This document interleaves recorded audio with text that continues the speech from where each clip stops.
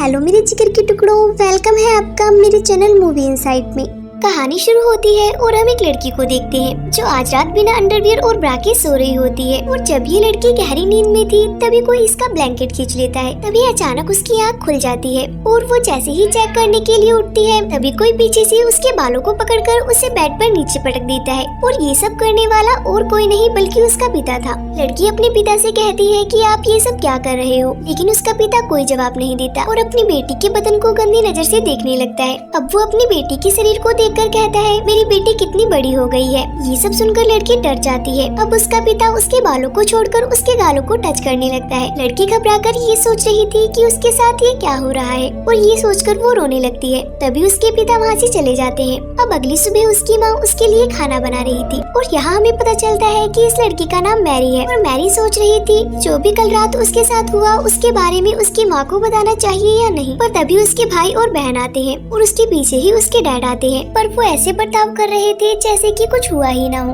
अब मैरी ये सोचती है कि कल रात तो ये मेरी ही लेने वाले थे और अब ऐसे नाटक कर रहे हैं जैसे इन्होंने कुछ किया ही ना हो। ये सोचकर मैरी यहाँ से उठकर चली जाती है। अब यहाँ पर उसकी मॉम खाना लाती है और उसे टेबल पर जोर से पटक देती है और ये देखकर सब हैरान रह जाते हैं और उन्हें कुछ समझ नहीं आता। अब उनकी मॉम अजीब तरह से खाना खाने लगती है जैसे कि कई दिनों से भूखी हूँ। उसे ऐसा खाते देख वो सब डरने लगते हैं। तभी मैरी का छोटा भाई खाना उगल देता है और कहता है खाने में बहुत ज्यादा नमक है। तभी उसकी मॉम उसका खाना झपट लेती है और पागलों की तरह खाने लगती है। आखिरकार इन लोगों के साथ ये सब क्या हो रहा है। दरअसल जब से ये लोग नए घर में शिफ्ट हुए हैं तभी से इनके साथ अजीब चीजें हो रही हैं। उनके पड़ोसी कभी उनके आंगन में अजीब से स्टैचू लगा देते हैं तो सुबह कोई उनके सामने मरा हुआ जानवर लटका देता है और पिता हर रात अपनी बेटी के साथ जबरदस्ती कर उसके लेते हैं। मॉम सुबह सुबह अजीब जानवरों की तरह खाना खाती है और वो अपना खाया हुआ खाना अपने बेटी को भी खाने को देती है, लेकिन बेटा नहीं खाना चाहता। वो अपने डैड की तरफ देखता है। डैड कहते हैं कि अगर तुम नहीं खाना चाहते हो तो मत खाओ। ये सुनकर मॉम डैड को गुस्से भरी निगाहों से देखने लगती है। इसके बाद वो खाने को टेबल पर फेंक देती है और प्लेट्स को भी नीचे फेंक देती है। अब मॉम उन सभी पर चिल्लाने लगती है और अपने बेटे से कहती है जो मैं बनाती हूँ उसे चुपचाप खा लिया करो। वो इतने जोर से चिल्लाती है कि उसका बेटा डर के मारा रोने लगता है। उन्हें समझ में ही नहीं आ रहा था कि ये सब क्या हो रहा है, लेकिन ये तो अभी बस शुरुआत थी। इसके बाद हम देखते हैं कि मैरी नहा रही होती है। तभी कोई उसके पास आकर खड़ा हो जाता है, लेकिन जब वो शीशा साफ कर देखती है तो उसकी जुड़वा बहन वहाँ खड़ी होती है जो उसके साथ सिर्फ मजाक कर रही थी। फिर ये दोनों बहनें मैरी के कमरे में चली जाती हैं और यहाँ पर मैरी की बहन उसे बताती है कि कैसे हर रात उसके डैड उसकी लेने आते हैं। मैरी को यकीन नहीं हो रहा था कि ये सब उसकी बहन के साथ भी हो रहा है। तभी उनके डैड वहाँ पर आते हैं और उन्होंने इनकी सारी बातें सुन ली थी, इसलिए वो चाकू निकालकर उन पर हमला करते हैं। तभी मैरी उनको धक्का देकर वहाँ से भागने लगती है,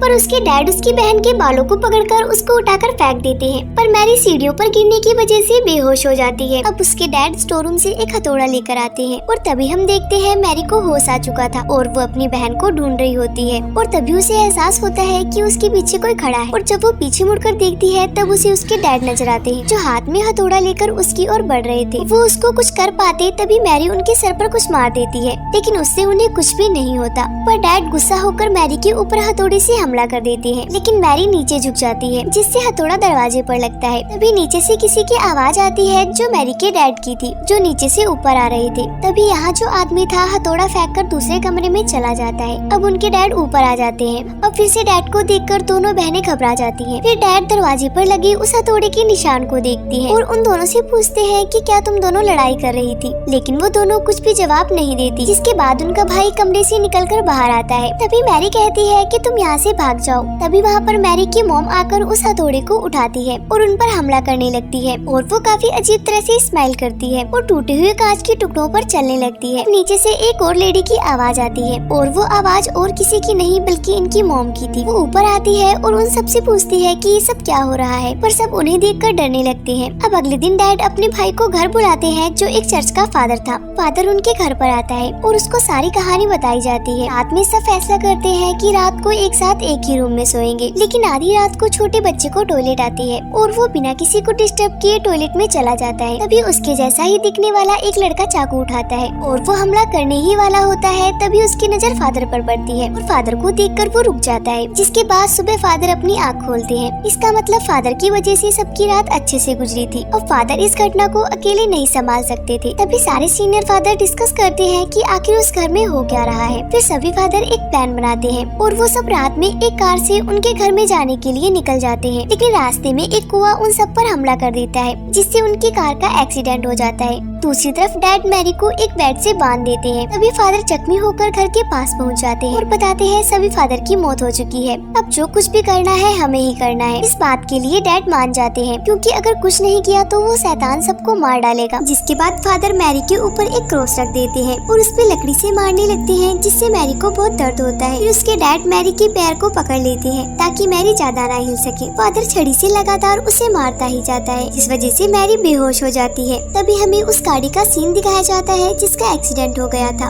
वहाँ पर पुलिस फादर को गाड़ी से बाहर निकालते हैं और हमें पता चलता है कि असली फादर तो यहाँ पर है। तो जो मैरी को मार रहा है वो कौन है? असल में वही असली शैतान होता है। अब मैरी की माँ कहती है कि बस करो, अगर ऐसे ही फादर मैरी को मारते रहे तो उसकी जान चली जाएगी। पर डैड अपनी वाइफ को दीवार पर पटक देते हैं और वो अपनी वाइफ को मरता हुआ देख फादर की ओर देखने लगते हैं। फिर वो फादर एक अजीब सी स्माइल करके डैड के ऊपर हमला करता है और वो उन्हें चाकू से मारने ही वाला होता है कि तभी वहाँ पर असली फादर आ जाते हैं और एक मंत्र पढ़ने लगते हैं, जिसके बाद वो शैतान वहाँ से गायब हो जाता है। और फादर मैरी के सामने एक शीशा रखते हैं, जिससे वो शैतान बाहर आ जाता है। जिसके बाद फादर उस शैतान को अपने अंदर समा लेते हैं और वो मैरी के डैड को कहते हैं कि मुझे मार दो। मैरी के डैड फादर के पेट में उस क्रॉस को घुसा देते हैं, जिससे फादर और वो शैतान दोनों ही खत्म हो जाते हैं। और इसी सीन के साथ मूवी का एंड हो जाता है।